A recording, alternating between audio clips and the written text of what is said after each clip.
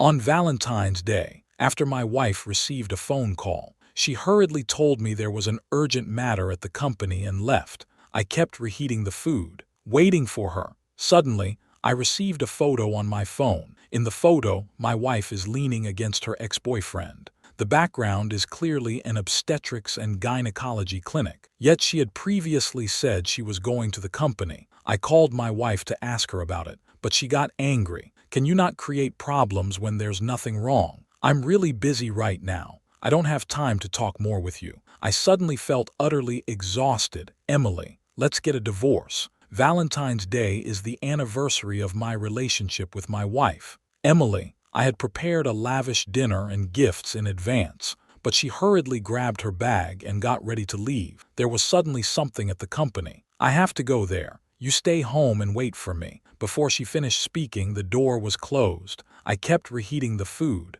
A message suddenly popped up on my phone. It's from Chris. Aren't you spending Valentine's Day with your sister-in-law? How come I saw her at the hospital? The man she was leaning on doesn't look like you. I opened the picture. I saw Emily leaning in a man's arms. The background is the sign of the obstetrics and gynecology department. The red font is particularly eye-catching. The man is no one other than her ex-boyfriend Jason. I was momentarily stunned. My mind was in a mess. I know Jason holds a special place in Emily's heart. After they broke up, Emily still finds it hard to forget him. She often mentions him. She thinks he knows her best. When I was dating Emily, she left several times because of Jason. Even on our Valentine's Day and anniversaries, she would find excuses to see Jason, and I, in order to be with her, chose to back down time and again. Even Emily secretly brought Jason to our wedding. I could only silently endure. I always thought, as long as I truly love her, one day she would feel my feelings. However, I never expected that she would actually show up at the obstetrics and gynecology department with her ex-boyfriend. You should know, since we got married, Emily has always used overtime as an excuse and has been sleeping in a separate bed from me. I was so angry that I was shaking all over, but I still tried to control my emotions. I made a video call. Emily, what are you busy with? Before the video call connected, it turned into a voice call. Emily said a bit unhappily, I'm in a meeting at the company. Why are you calling me on video? If it weren't for a friend sending me a photo, I would have almost believed her words. I took a deep breath and tried to make my voice sound calm. Is that so? Where is the meeting being held? Is it at that hospital in the city center? Emily clearly paused for a moment. Her voice sounded a bit flustered. What are you talking about? How could I be having a meeting at the hospital? It's already this late. She's still lying. I gripped my phone tightly. My voice unconsciously grew louder. Since you're not at the hospital, then turn on the camera. Let me see where you are. There was silence on the other end for a few seconds. Then I heard Emily respond, not very happily. John, stop messing around. I'm really busy right now. I don't have time to talk to you. After saying that, she hung up the phone. I looked at the black screen. My heart was filled with helplessness and exhaustion. 7 years of sincere effort. Is this really the outcome it leads to? The phone suddenly rang. It interrupted my thoughts. I picked up the phone. I found out it was Chris calling. He noticed I hadn't replied to messages for a long time. He seemed a bit worried. So he asked me, John, are you okay? Maybe I saw it wrong. That person might not be my sister-in-law, but the photo is so clear. It shouldn't be mistaken, right? But it's not surprising that Chris said that.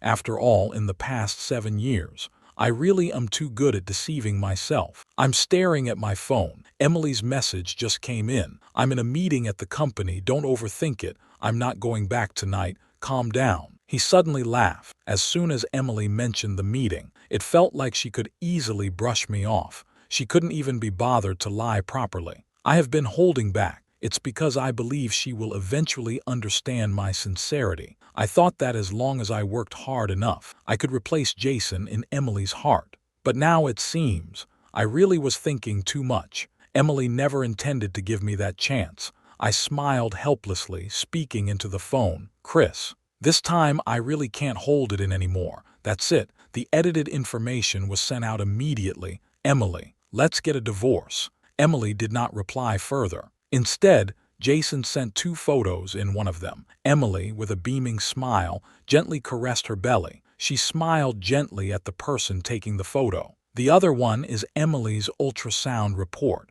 It clearly states that she is 17 weeks pregnant. That's about 4 months. No wonder Emily has looked quite a bit fuller lately. Jason confidently said, "Thank you for taking care of Emily for so long. The child is mine. She is mine too." Jason's words were like a sharp knife. They deeply pierced my heart. Actually, when I video called Emily, I still held onto a glimmer of hope. I was hoping she would give me a reasonable explanation. But what I ultimately received was a lie. In Emily's eyes, I could never compare to Jason. She has always been thinking about Jason. No wonder after getting married. She always finds excuses not to live with me. No wonder she always rejects my closeness. It turns out she uses overtime as an excuse. She finds satisfaction with Jason. I suddenly feel like the past 7 years of effort have been a joke. I sincerely treated Emily well, but it ended up like this. Looking at the reheated meals and the carefully prepared gifts, I feel particularly uncomfortable inside. From dating to marriage, I have always worked hard to give her the sense of ceremony she wanted. Every time there's a special occasion, I personally prepare things she likes. Even the rings we had at our wedding were designed by me to engrave our names on the rings. I stayed up several nights in a row. My eyes were almost giving out. The day after the wedding, Emily took off the wedding ring I made for her. No matter how much I begged her, she refused to wear it again. Looking back now, if this wedding ring was given by Jason, she definitely wouldn't be willing to take it off. I'll take off the ring, take down the wedding photo from the wall, have Auntie clear out all of Emily's things. Next, I contacted the lawyer. I sent over all the evidence I've collected so far. Lying in bed, I tried to force myself to sleep, but I kept tossing and turning, unable to fall asleep no matter what. I couldn't sleep all night. Thoughts of Emily being pregnant with someone else's child kept coming to mind, and the image of her smiling happily. The next day, Emily probably saw the message. She called me early in the morning. I didn't answer the call. Let it ring. It wasn't long before she started texting me nonstop. "John, what do you mean by this? I was working overtime all night. What are you causing a scene about now? I'm so tired from working every day. Can you try to understand me? Just because I didn't spend Valentine's Day with you, you want to divorce me. I admit I shouldn't have left you alone last night, but it was for work. Can't you be a bit more understanding?" I stared blankly at the last message she sent. She did something that disappointed me, yet she blames me for not being mature enough. I ignored her. I just blocked her number. I tidied up a bit. I dragged my tired body to work. Now is a crucial moment for the company's project decisions. I can't let Emily's issue delay my work. We just finished the morning meeting. The housekeeper called me. "Sir, the madam came home and found all her things missing." She was so angry that she smashed everything in the house. I was momentarily stunned, yet I felt surprisingly calm inside. I almost blurted out that I would come back immediately. But in the end, I swallowed those words. What's meant to happen will happen. I thought she would always be with Jason, forget about this home. After all, in her eyes, I'm just an optional backup. Let her smash it, make sure to note the losses later, have her compensate, no matter what happened to Emily before. I was always the first to rush to her side in the past. I always checked in on her, taking care of her with great attention. But now, I no longer want to put any thought into her. She can do whatever she wants. Anyway, everything she touches will eventually need to be replaced soon. The aunt called again. "Sir, the lady said she plans to leave home." Ignore her. It wasn't until after work in the afternoon that I returned home. Emily was tired from her antics. She was sound asleep on the sofa. She gently covered her slightly bulging belly with a blanket. You can tell she cherishes this child very much. I walked up to her. She immediately woke up. As soon as she saw me, she frowned. "John, what's wrong with you? You didn't answer the phone. You didn't reply to my texts either. You even packed up my things. It's just Valentine's Day. Is it really worth being so serious about it?" She reached out her hand to pull me. I dodged her. "John, how long are you going to keep this up?" Emily was even more furious, but I found it quite amusing. Emily, stop messing around. What did you do when you went out yesterday? I know everything. The results of the checkup should be pretty good, right? Congratulations to you and Jason on having a baby. Hearing me say this, Emily was stunned. What did you say? She was taken aback at first. A hint of panic flashed in her eyes, but she quickly frowned again. She spoke to me in a reproachful tone. What prenatal checkup? John, stop being so paranoid. A grown man. There's no need to be so petty. Forget it. Yesterday was my fault. You misunderstood me and Jason first. I won't hold it against you. Emily said to me with confidence, I'm going to take a shower. You hurry up and make me dinner. I want sour soup noodles. Add more vinegar. That's all. She casually brushed off my questioning. I had quite a few arguments with her before because of Jason. Each time, Emily would give me a way out. I would follow her lead and apologize. This time, she thinks she can solve it easily like before with the same old method. I've completely lost faith in her. I said directly to her, Emily, how do you still not understand? I've made it very clear. I want a divorce. John, are you going to keep arguing with me? Emily looked at me in shock. I've already told you, my relationship with Jason is long over. Now we are just friends. Can't I have my own friends after getting married? She still looked aggrieved. She angrily smashed the cup on the coffee table. She crossed her arms, waiting for me to lower my head and apologize. I let out a cold laugh. Deep down, I felt she was really unbearable. Friends. I haven't heard of anyone having friends that could develop into a close relationship. You are so unwilling to admit your relationship with Jason. Are you trying to make your unborn child grow up without a father? When I said this, it felt like my heart was being cut with a knife. But I understood in my heart. Better to endure a short pain than a long one. Emily was furious after hearing my words. She was so angry. She raised her hand as if to hit me. I grabbed her wrist and forcefully pushed her back onto the sofa. Emily clearly didn't expect me to do this. She's even angrier now. She pointed at me and shouted loudly, John, since you don't appreciate it, I'll just say it outright. I think Jason is more suitable for me than you. I'm only willing to have children with him. Don't think I won't dare to leave you. I'll have my lawyer prepare the divorce agreement when I get back. Don't expect me to come back and beg you in the future. After seeing Emily, I suddenly found her current appearance ridiculous. She once betrayed me, and now she expects me to beg her to come back. I really misjudged her back then to have liked her. I coldly watched Emily packing her things to leave. I glanced at the living room she had made a mess of. Wait, Emily thought I was going to apologize to her. Her face showed a smug expression. She let out a light snort, waiting for me to admit my mistake to her. Now that I realize my mistake, it's already too late. I coldly interrupted her. First, compensate for all the damages before leaving, a total of $50,000.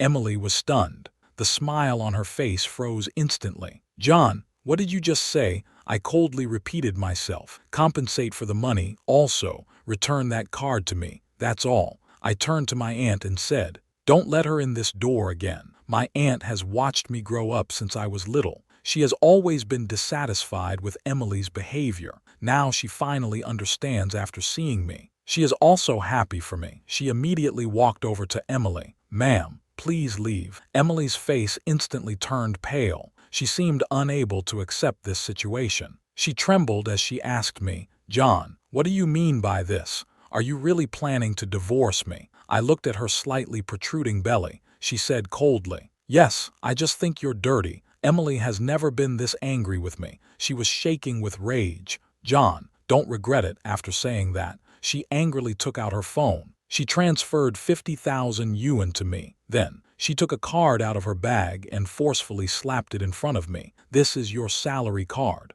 I will never use a single penny of yours again. I picked up the card that had fallen on the ground. Looking at the familiar bank logo on it, I felt a mix of emotions inside. This card was issued when I first started working. It holds all my money throughout our years of marriage. This card has always been kept by Emily. In both material and emotional terms, I have never treated her poorly. I said coldly, take your things. Let's go. After Emily left, I had my aunt arrange for someone to thoroughly clean the house. Especially the things Emily had touched. They were all thrown away. I changed the password for the house.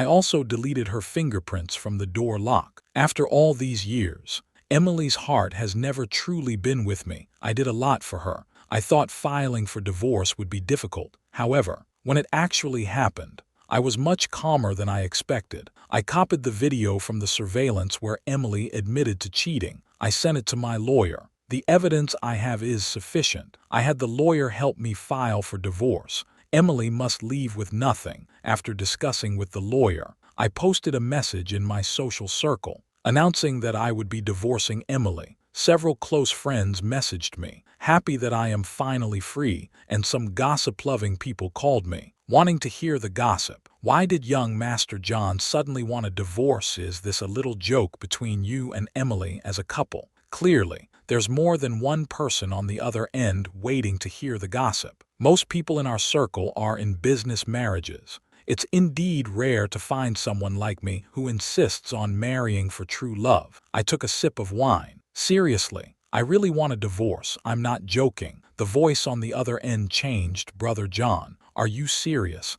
I have a buddy who really likes the type of girl Emily is. Can I introduce him to her? It's up to you. Don't ask me about Emily anymore. That's all I said. I hung up the phone. I sighed in relief. From now on, Emily's affairs have nothing to do with me anymore. I wonder if she said anything when she got back. Her few friends also started calling me nonstop. I didn't answer any of them. I directly blocked them. Late at night, Jason suddenly sent me a message. I'm getting ready to sleep. Just seeing his name makes me uncomfortable. I want to block him right away, but then I thought about it. Still, I opened the message. The content of the message is very simple. There's only one photo. In the photo, Emily is lying on the bed. Her clothes are a bit disheveled. Her gaze is somewhat dazed. Her face is flushed. It looks like she just went through something quite intimate. I really can't take it anymore. My heart is burning with rage. I really want to rush over and teach them a lesson. Jason is still there, smugly messaging to show off. John, I heard you suddenly became a dad.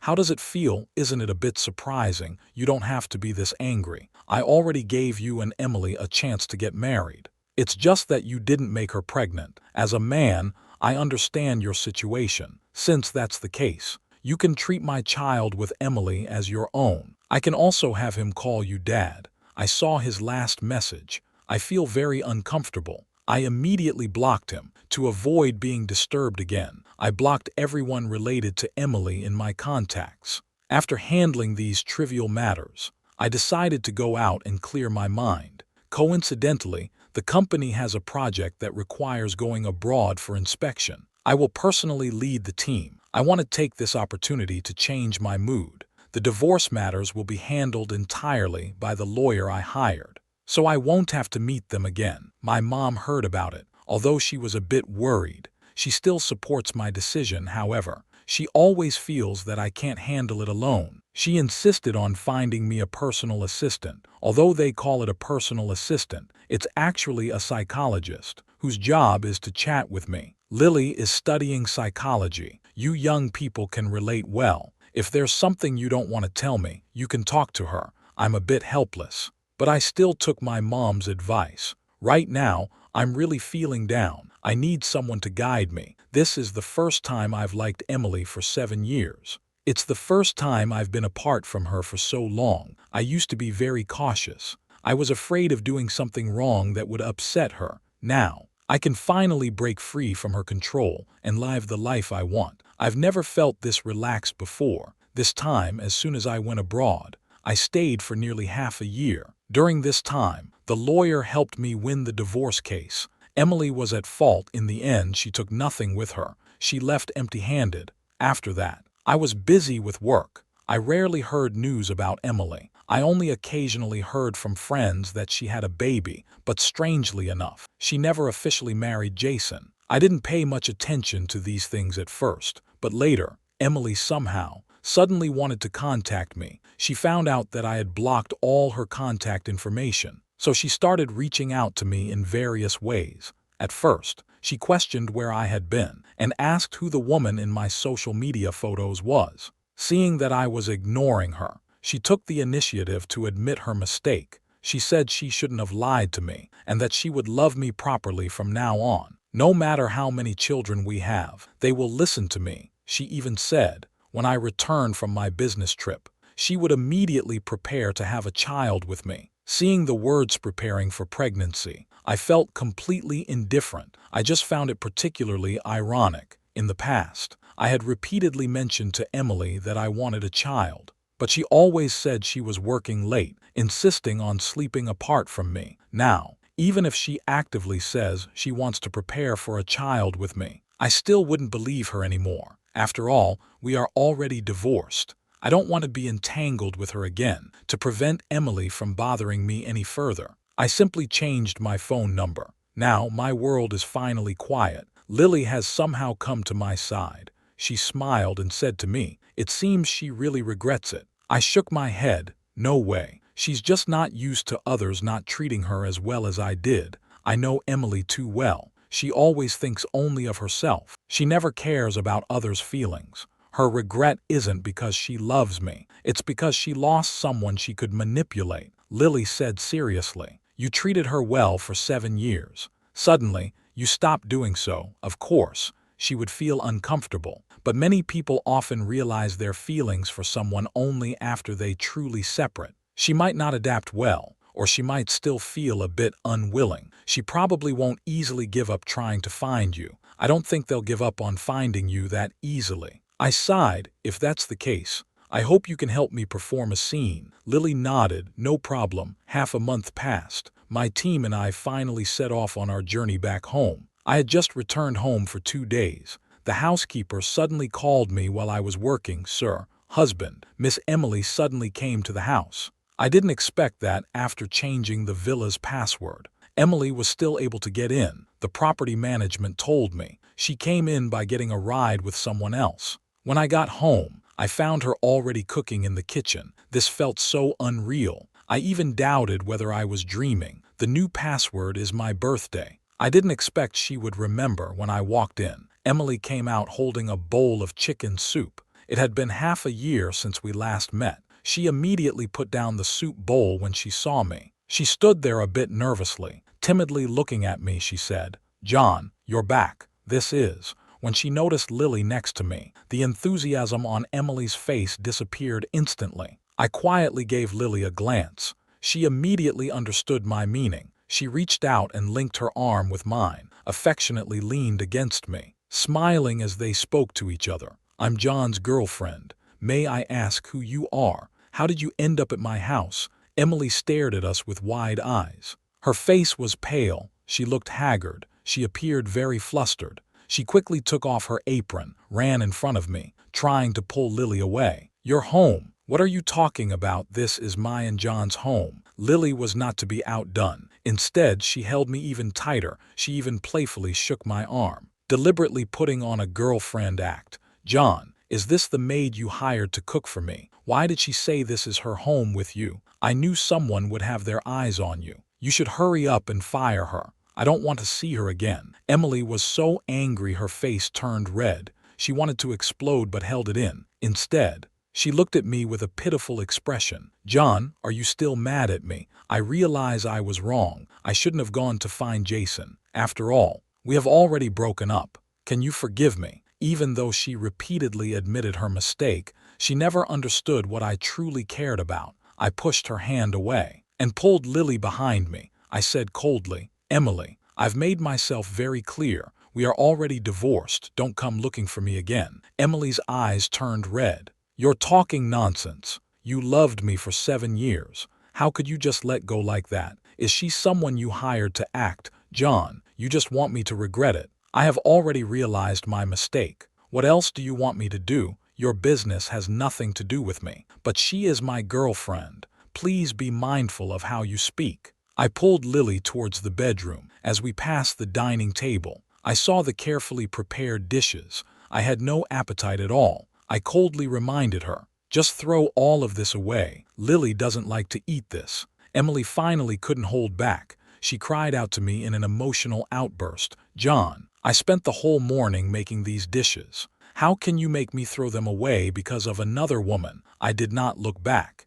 "If you like to cook, You should go home and cook for your child and Jason. Emily insisted on not leaving. Auntie tried her best to persuade her but failed. In the end, I had to call the property management to send security. Only then could they take her away from the scene. Lily stared at me. He said with a deep tone, "You spoil her too much. She has been spoiled by you. The more you ignore her, the more she thinks you're pretending. You need to make her completely give up. Only then can the problem be solved." I nodded slightly. I felt her words made a lot of sense. So I took out my phone. I found a sound effect. Before we started, I asked again, "Lily, are you sure there's no problem?" Lily smiled and nodded. "It's nothing, just yelling a few lines." Lily and I started performing. Suddenly, there was a hurried knocking at the door. Emily was knocking hard outside. She was excitedly shouting my name. "John, what are you guys doing? Open the door quickly.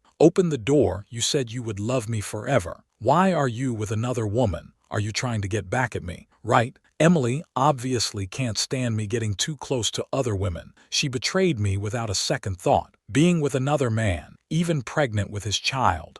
I'm listening to the voices on the recording, pretending to be intimate with Lily. Lily is also very into it, occasionally letting out a few light gasps. Emily's cries gradually weakened, eventually turning into soft sobs. "John, I know I was wrong. Please forgive me. I think it's about time. Let Lily stop for now." She leaned close to my ear, whispering softly, "John, you acted really well. Maybe you could try entering the entertainment industry in the future." I smiled bitterly and shook my head. Emily walked away in a daze. I heard she just got home, only to find out Jason stabbed her in the back. She completely fell apart. Jason is live streaming at the hospital entrance, holding a child just over 2 months old. He told everyone he is preparing to do a paternity test. He is acting very honest. He cried out that Emily concealed her marriage while dating him. He is not sure at all if this child is his. Now, he hopes the audience in the live stream can witness it with him, so that Emily won't find another excuse. The live stream room suddenly filled up with viewers. The comments were all in support of Jason. There were also many people criticizing Emily. Not long after, someone dug up Emily's personal information. She started receiving all kinds of harassing phone calls. She was almost driven to the brink of collapse. Her best friend contacted me, hoping that I could help Emily. Unfortunately, they had already blocked me long ago. I also don't know my new number. Actually, before I married Emily, I had already investigated this person, Jason. He broke up with Emily back then because he found a wealthy woman. He lived a comfortable life for 2 years relying on that woman. Later, the rich woman lost interest in him. She decided to end the relationship. Jason lost his financial support. He could no longer maintain his luxurious lifestyle, so he began frequently visiting various high-end places. He hoped to find new backers. At a party, he accidentally ran into Emily. Seeing her dressed head to toe in designer brands, he thought of approaching her. Coincidentally, Emily still had feelings for him. The two quickly rekindled their relationship. Later on, Jason noticed that I acted particularly infatuated in front of Emily. He began hinting that she should divorce me. He wanted to take half of my assets, but for some reason, Emily hesitated. She did not agree, so Jason turned his attention to me. In the end, he made me divorce her. But what Jason didn't expect was that I, who always appeared weak in front of Emily, would actually let her leave with nothing. He had worked hard for a long time, yet not a single penny was earned. I still have to raise the child with Emily. After learning that I was returning to the country, Emily came to find me again. This caused a complete fallout between Jason and her. Jason decided to use her to make a fortune. Thus,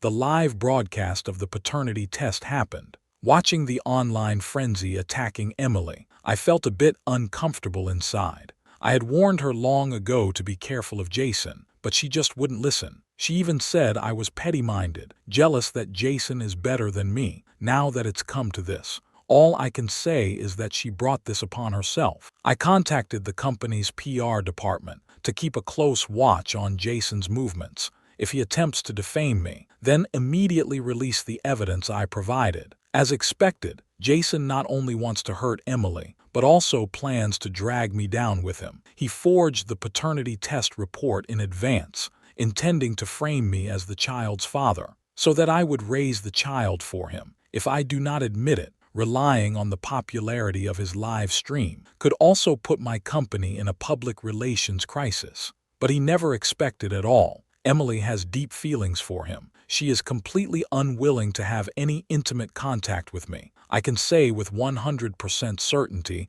that this child is not mine. Once the evidence is made public, Jason, who was originally crying with a fake paternity report, was immediately exposed. Everyone who had previously given him rewards reported him, demanding a refund. I thought this matter was over, but half a month later, I heard news about Emily again, the day Jason's live stream was banned. He was very angry and even hit Emily. Emily already had grievances against him. After being hit, she became even angrier. She knew Jason was severely allergic to peanuts, so she ground the peanuts into powder and secretly added it to the drinking water at home. After that, she quietly waited for Jason to fall ill until she saw him suffocate to death. Then she left. After Jason's body was discovered, the police quickly identified Emily as a suspect and arrested her. The trial results were announced soon after. Emily was sentenced to 20 years in prison for murder.